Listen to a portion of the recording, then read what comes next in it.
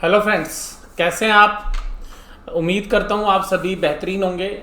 और वीडियो जो है मैं अभी आज आपको थोड़ा सा जल्दी मिले इसकी कोशिश कर रहा हूँ।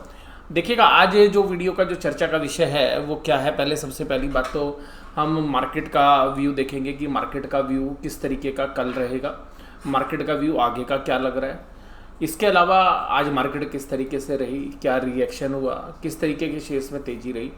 और एक शेयर जिसके बारे में मैं बात करूंगा एक दूसरी वीडियो के अंदर जो लाइमलाइट में था, जिसका नाम है जीएमएम फोर्डलर। तो जीएमएम फोर्डलर के बारे में बाद में बात करेंगे कि उसका ओएफएस जो है मार्केट प्राइस से 30% डिस्काउंट पे जो है प्रमोटर्स ने ऑफर किया है। तो हालांकि आज जो है वो इंस्टीट्यूशनल बायर्स के लिए ओपन था और वो कल जो है रिटेल इन्वेस्टर्स के लिए होगा।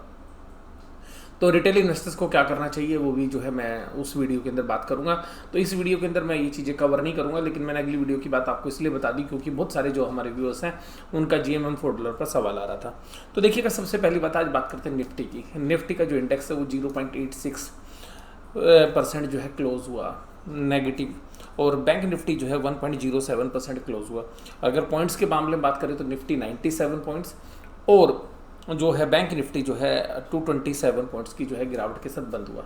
आज दोनों इंडेक्स के अंदर से जो है बैंक निफ्टी के बारे में मैं आपसे पहले बात करूंगा कि बैंक निफ्टी के अंदर देखिएगा आज जो है 21,000 के जो लेवल वो भी तोड़ दिए थे। तो ये एक जो है साइकोलॉजिकली जो है नीचे जब वो टूटे तो टीवी पे भी कुछ एनालिसिस बैठे हुए थे तो वो कह रहे थे कि अभी जो है वीकनेस है बैंक निफ्टी के अंदर। हालांकि वहाँ से जो है वो रिकवर कर गया, करीबन 200-250 पॉइंट की जो है रिकवरी बैंक निफ्टी ने कर ली लोअर लेवल से।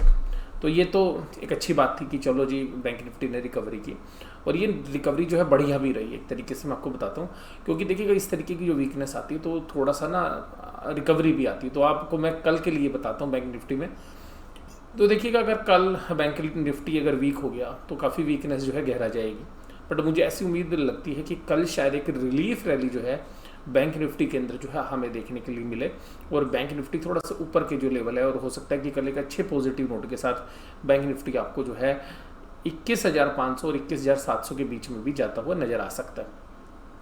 हालांकि वहाँ पे रेजिस्टेंस आएंगे, पहले 21,400 पे काफ़ी जो है मजबूत वाला जो है रेजिस्टेंस है, और 21,700 तक जा सकता है क्योंकि इंटरनेशनल मार्केट में क्या आउटलुक है वो आप भी मैं थोड़ी देर बाद आपके साथ बात करूंगा। निफ्टी के अंदर क्या हुआ, निफ्टी के अंदर भी जो है वीकनेस रही आज। हालांकि वोलेटाइल रहा आज, दोनों मार्केट ऊपर भी गए नीचे भी गए, बट जो है कॉन्फिडेंस जो कल मार्केट ने लूज़ करा दिया, जो ऊपर से सेलिंग हुई उसकी वजह से जो आज रिटेल इन्वेस्टर्स थे या ब्रॉडर मार्केट में थे वहाँ पे जो है रुख पॉजिटिव देखने के लिए नहीं मिला, क्योंकि जो मिड कैप इंडेक्स था वो भी करीबन 1.5% के आसपास क्लोज जो हुआ नेगेटिव टेरिटरी में, और जो एनएससी का स्मॉल कैप इंडेक्स है वो भी जो है करीबन 0.25% की जो है गिरावट के साथ बंद हुआ। तो ये तो बात मैं आपके साथ जो कर रहा हूँ ये तो थी जो इंडेक्स के जो शेयर्स हैं उनसे संबंधित। अभी आउटलुक क्या था, आज किस तरीके से किन शेयर्स में काम हुआ वो भी मैं आपके साथ बात करूँगा। तो देखिएगा, सबसे पहली बात है कि एक कंपनी जिसके अंदर प्रमोटर लगातार बाय कर रहे थे और बहुत अच्छी जो है रैली उसने नीचे से दी, उसके अंदर आज एक प्रॉफिट बुकिंग देखने के लिए मिली। वो शेयर्स था जमुना ऑटो। तो जमुना ऑटो का जो शेयर्स था वो करीबन 8.5% की गिरावट के साथ जो है बंद हुआ, और ये शेयर्स 22 रुपये से जो है 50-55 रुपये तक के जो है लेवल टच करके आया था। लेकिन ये जो प्रॉफिट बुकिंग का दौर है, क्योंकि एक अच्छी रैली हो चुकी है तो एक प्रॉफिट बुकिंग जो है आएगी मिड कैप के अंदर भी। तो यहाँ पर देखिएगा कुछ जो शेयर्स चले थे उन शेयर्स के अंदर प्रॉफिट बुकिंग मैं रीज़न के साथ बता रहा हूँ। ट्यूब इन्वेस्टमेंट का जो शेयर्स है वो साइकिल की जो जिस तरीके की डिमांड है उस वजह से, ट्यूब इन्वेस्टमेंट वैसे भी होल्डिंग कंपनी है ग्रुप की, तो उस वजह से भी जो है इस शेयर्स के अंदर ऐसा माना जा रहा था कि जो म्यूचुअल फंड्स हैं एसएमई रूल बदलने की वजह से जो स्मॉल और मीडियम एंटरप्राइजेज में जो इन्वेस्टमेंट करनी पड़ेगी, म्यूचुअल फंड्स के जो रूल चेंज होंगे, तो यहाँ पर जो है ट्यूब इन्वेस्टमेंट जो है लाइम लाइट में रहेगा। तो इसमें जो है भयंकर तेजी जो है ऑपरेटर ने खेली थी, और अगर पिछले 10 दिन में देखेंगे तो ये भी 7% की गिरावट देखने के लिए मिली। जेबी केमिकल्स जो है पूरा फार्मा की रैली के अंदर देखिएगा उसने आउट परफॉर्म किया है। अगर मार्केट के अंदर देखेंगे तो करीबन 1,000 रुपये से ऊपर के लेवल चले गए उसमें जब, और KKR की इन्वेस्टमेंट जब से जेबी केमिकल में आई उसके बाद और अच्छी तेजी थी। उसके बाद तो ये भी करीबन 7.5% की गिरावट इसमें देखने के लिए मिली। एस्टेक लाइफ साइंस जो है काफ़ी अच्छा है, ये मैं आपको बता भी दूँ कि हमारे जो पोर्टफोलियो जो स्टॉक है जो गोदरेज ग्रुप का गोदरेज एग्रोवेट, उसकी सब्सिडरी कंपनी है ये। तो ये देखिएगा इसके अंदर भी करीबन ये भी काफ़ी तेज जो बढ़े थे जो शेयर्स अभी पिछले 1-2 महीने के दौरान, उसमें प्रॉफिट बुकिंग आ रही, तो ये भी करीबन 7% की गिरावट थी। महिंद्रा एंड महिंद्रा फाइनेंस, जब बैंकिंग वीक होता है, बैंक निफ्टी वीक होता है, तो देखिएगा एनबीएफसी स्पेस में आपको शुरू से ही बोल रहा हूँ कि ये चले नहीं, लेकिन फिर भी देखिएगा गिरावट में आगे आ रहे हैं। तो महिंद्रा एंड महिंद्रा फाइनेंस जो है राइट इशू में काफ़ी अच्छा पैसा इन्होंने रेज तो किया, लेकिन अभी भी देखिए ये एक वीकनेस दिखा रहा था कि एनबीएफसी के अंदर जो है प्रॉब्लम उनको दिख रही थी, इसलिए यहाँ पे देखिएगा 6% की गिरावट देखने के लिए मिली। मन्नापुरम फाइनेंस में भी 6% की, नेटवर्क 18 में 5% की, और जो अलोक टेक्सटाइल या अलोक इंडस्ट्रीज़ के जो इन्वेस्टर्स हैं उनके बारे में मैं काफ़ी समय से जो है वीडियो डालता भी रहा था, पीछे मैंने एक वीडियो भी शेयर की थी। तो मैंने कहा था कि देखिए यहाँ पे एक ट्रैप हो सकते हैं, तो इसमें बड़ा स्ट्रिक्टली जो है आपको काम करना चाहिए, और ऐसा हुआ भी। देखिए 58.50 के रेट के बाद जो है ये 25 रुपये 75 पैसे के रेट पे क्लोज होता हुआ नजर आया। सिमिलर तरीके की रैली जो है रैलीज इंडिया में भी हुई थी, लेकिन रैलीज इंडिया में आप देखिएगा जो हमारे जो व्यूअर्स हैं वो ध्यान से सुनिएगा इस बात को कि रैलीज इंडिया 281.80, अगर यहाँ से अब आप जो है अगर 10 रुपये की और करेक्शन होती है तो आप यहाँ पे एक्यूमुलेट कर सकते हैं सिस्टमेटिकली इन्वेस्टमेंट प्लान में, क्योंकि देखिएगा रैलीज इंडिया के साथ साथ जो है टाटा केमिकल भी जो है फैंसी बन सकता है, क्योंकि टाटा केमिकल की सब्सिडरी कंपनी है रैलीज इंडिया, और टाटा केमिकल बहुत अच्छे डिस्काउंट के ऊपर जो है मिल रहा है यहाँ पर। तो रैलीज इंडिया में या तो आप डायरेक्ट भी निवेश कर सकते हैं या टाटा केमिकल के माध्यम से जो है आपको दोनों बिजनेस मिल जाएंगे, और वैल्यूशंस का गैप भी और 10 रुपये के आसपास का जो है डिविडेंड भी जो है टाटा केमिकल में आता है, तो वहाँ पर भी आप रुख बना सकते हो। जब हम तो ये देख रहे हैं कि जो छोटी छोटी कंपनीज हैं जिस तरीके से ओवर सब्सक्राइब्ड हुई हैं, तो जो टाटा केमिकल है वो काफ़ी जो है अंडर वैल्यूड हमें लगता है आज के मार्केट सिनेरियो में, और मुझे उसमें देखिएगा अभी वो तो करीबन 280 रुपये के आसपास जो है वो ट्रेड कर रहा है, तो हो सकता है कि उसमें 10-20 रुपये की और गिरावट हो, बट वो एक लॉन्ग टर्म के अंदर भी जो है रखने लायक शेयर जो बनता है। हालांकि उसके अंदर जो है टाटा कंज्यूमर का वो जो बिजनेस उन्होंने शिफ्ट किया, उसके बाद कुछ लोगों का मानना है कि इसके अंदर ज़्यादा कुछ बचा नहीं है, लेकिन अभी भी बहुत अच्छे बिजनेसेस और जो केमिकल्स वो जो प्रोड्यूस करते हैं उसमें अभी भी काफ़ी जो है मार्केट है उसकी, और कुछ बिजनेस ऐसे हैं जो इंडस्ट्री से जो है रिलेट करते हैं, स्पेशली जो है सोडा वाला जो बिजनेस है, कास्टिक सोडा वाला जो बिजनेस है। तो फिर भी मुझे ऐसा लगता है कि टाटा केमिकल जो है जिस तरीके की इन्वेस्टमेंट उसकी वैल्यू शेड में, तो टाटा केमिकल और एक टाटा ग्रुप का जो है नाम, उसके एंगल से जो है अगर हम बात करें तो वो शेयर्स भी जो है एक बेहतरीन जो है वैल्यूशंस के ऊपर अभी हमें दिख रहा है। तो देखिएगा ये मेरे को, क्योंकि रैलीज इंडिया की बात कर रहा था तो इसी के संदर्भ में जो है मैंने बात आपके साथ की। अब अगर मैं तेजी वाले शेयर्स में बात करूँ तो देखिएगा रूट मोबाइल का जो शेयर्स है जिस पर हम बात कर रहे थे, तो रूट मोबाइल का जो शेयर्स है उसके अंदर सिमिलरली जो मैंने आपके साथ बात की थी, और कल भी मैंने बोला था 600 से 700 रुपये नो ट्रेड जोन और 700 के ऊपर प्रॉफिट बुकिंग। तो अभी देखिएगा इसमें कुछ इंस्टीट्यूशंस ने अच्छा इंटरेस्ट दिखाया है। कल आज एक मीडिया रिपोर्ट थी तो उसके अंदर कुछ अच्छे जो इंस्टीट्यूशंस हैं उन्होंने इसमें बाइंग की है।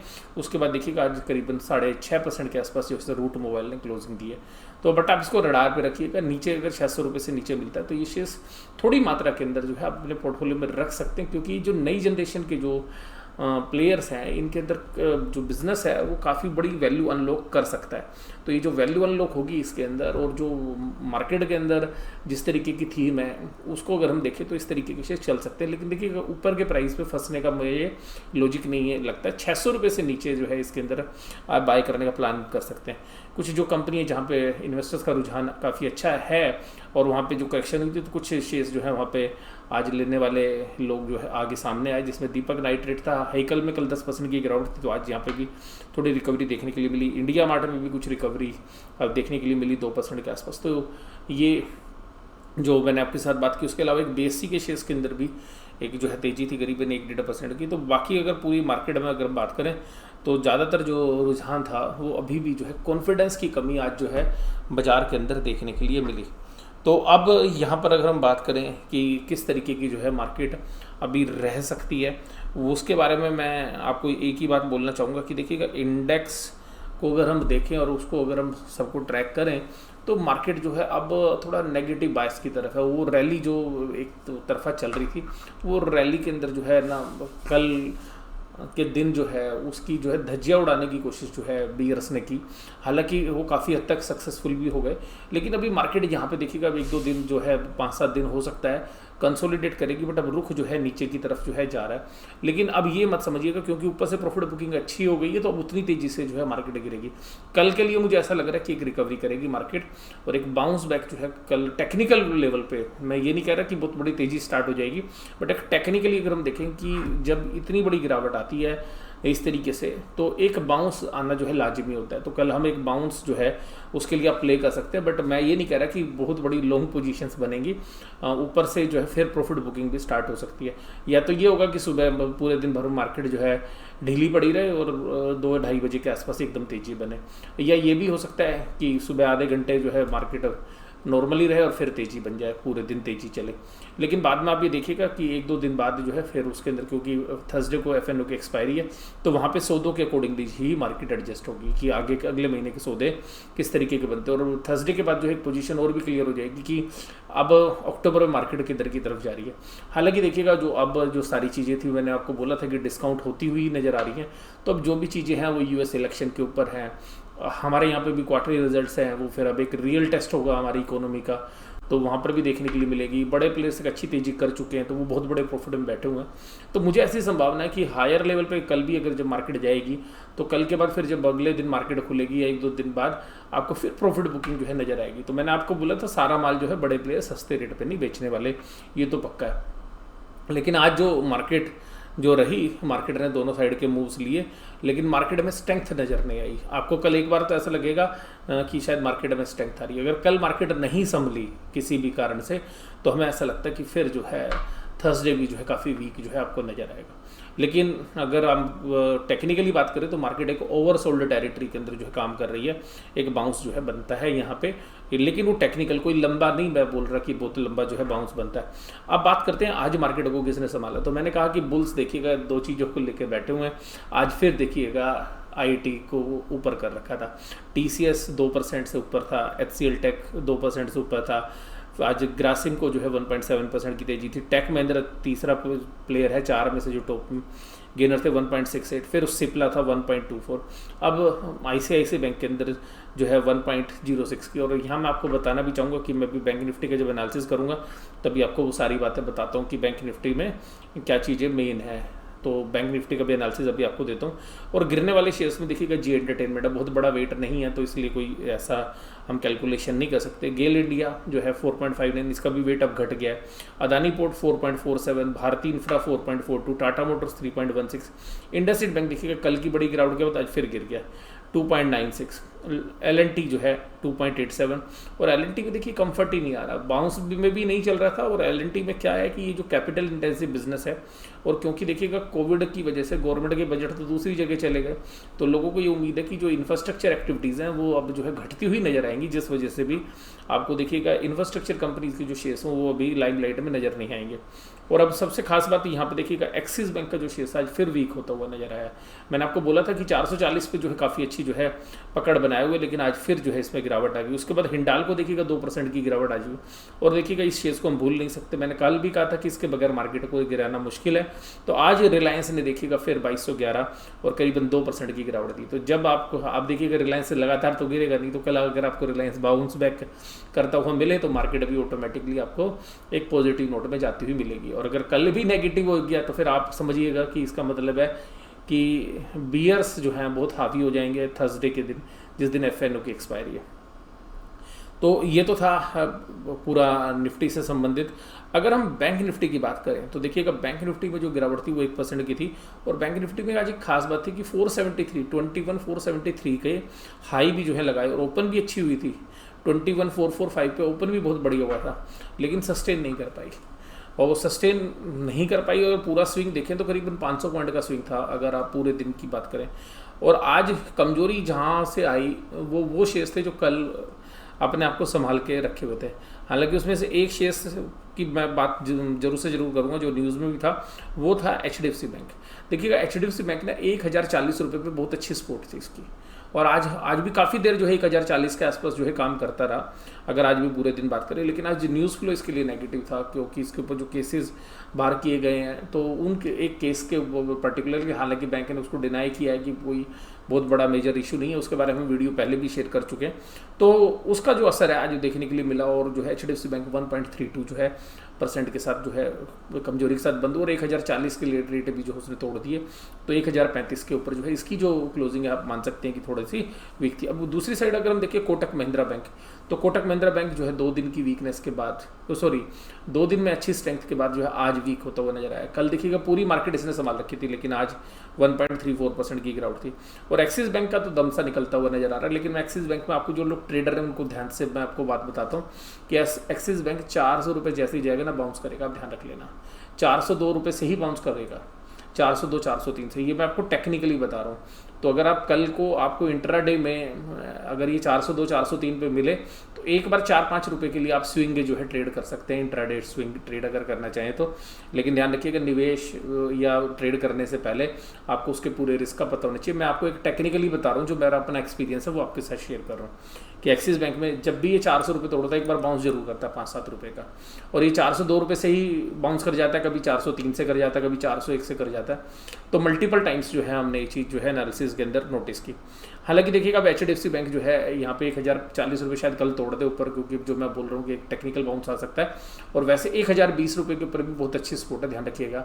अगर नीचे की तरफ भी आता है तो HDFC बैंक 1020 से बहुत अच्छा जो है घूमता है। अब कोटक महिंद्रा बैंक है 1270 रुपये पे। अगर ये नीचे की वैसे तो 1280 1290 पे रेजिस्टेंस है, वहाँ पे शायद इसको कल भी रेजिस्टेंस मिले, हाँ, लेकिन 10-15 रुपये ऊपर हो सकता है। अगर नीचे की तरफ बात करें तो 1240 पे बहुत अच्छी सपोर्ट है, ध्यान रखिएगा। 1240 से ये बहुत बार मूव करता हुआ हमने देखा है। 1240 1235 1240 ये लेवल ध्यान रखिए, अगर यहाँ पे आता है तो यहाँ से भी एक बार मूव करेगा। तो इन सभी मैं सारे शेयर्स की जो प्राइस है उनको देखते हुए मुझे बैंक निफ्टी में भी लग रहा था कि एक बाउंस जो है बन सकता है, क्योंकि कल भी सपोर्ट के आसपास जो है बंद हुए थे। जैसे 348 से 350 में ICICI बैंक का बहुत अच्छा सपोर्ट है, और अगर क्लोजिंग बेसिस पे देखेंगे तो 344 भी अगर किसी दिन इंट्राडे जाता है तो यहाँ से वहाँ से बाउंस कर जाता था ये। तो आज देखिएगा ICICI बैंक ने कुछ मैनेज करने की कोशिश भी की। तो मैंने दिग्गज बैंकों के बारे में आपके साथ बात की, लेकिन इंडसइंड बैंक ने आज जो है वीकनेस दी। और देखिएगा हमारे एक प्यारे राज दुलारे बेहतरीन जिसके हम एनालिसिस करने की कोशिश करते हैं IDFC फर्स्ट बैंक, आज ये शेयर्स भी जो है 2.55% की गिरावट के साथ बंद हुआ। और देखिएगा अगर इंडसइंड में गिरावट आती है IDFC फर्स्ट बैंक भी जो है बचेगा नहीं। और इसके अलावा एक बैंक सबका प्यारा, हालांकि वो आज की डेट में बैंक निफ्टी का कंपोनेंट नहीं है, उसके बारे में बात करूंगा, वो है येस बैंक। तो येस बैंक का शेयर्स भी जो है आज करीबन 2.58% की गिरावट के साथ बंद हुआ। अब अगर हम बात करें इंटरनेशनल मार्केट की, तो देखिएगा आज इंटरनेशनल मार्केट ताइवान और कोस्पी की बात करेंगे। हांगकांग तो काफ़ी वीक चल ही रहा है पहले से ही, और निकाई आज भी बंद था, तो जापान के मार्केट बंद थे। और ताइवान और कोरिया ने जो कल संभाल रखा था अपने आप को, तो उसका हिसाब किताब आज बराबर हो गया। यानी कि कल हम बहुत ज़्यादा गिरावट थी और उनमें कम थी, तो आज हिसाब बराबर कर लिया मार्केट ने। आज उनको भी जो है अच्छी हमारे बराबर की जो एडजस्टमेंट कर दी है, जो निफ्टी की थी उतनी गिरावट, लेकिन आज फिर निफ्टी एक एक्स्ट्रा गिर गया है। तो जो आज निफ्टी एक्स्ट्रा गिरा है उसकी मैं कैलकुलेशन कर रहा हूँ कि कल जो है हमें बैंक निफ्टी और निफ्टी एक बार पॉजिटिव आते हुए नज़र आएंगे। और अगर रियल में बहुत ज़्यादा वीकनेस हुई तो फिर देखिएगा फिर नहीं संभल पाएंगे। बट मुझे जो है 90% से ज़्यादा चांस लगते हैं कि एक टेक्निकल बाउंस जो है कल या एक रिलीफ रैली जो है आपको आती हुई नजर आएगी। और अगर आप डाउ जोन्स की बात करें कि डाउ जोन्स कहाँ चल रहा है, तो वो भी देख लेते हैं। तो देखिएगा डाउ जोन्स का जो इंडेक्स है वो पॉजिटिव आ गया है। तो डाउ जोन्स का जो इंडेक्स है वो पॉजिटिव आ गया, करीबन 50 पॉइंट की जो है तेजी के साथ जो है अभी काम कर रहा है। तो ये भी इंडिकेट कर रहा है कि कल एक जो है रिलीफ रैली आ सकती है। तो यहाँ पर आपको ये वीडियो कैसी लगी जरूर से जरूर आप मुझे कमेंट बॉक्स में बताइएगा। वीडियो देखने के लिए धन्यवाद।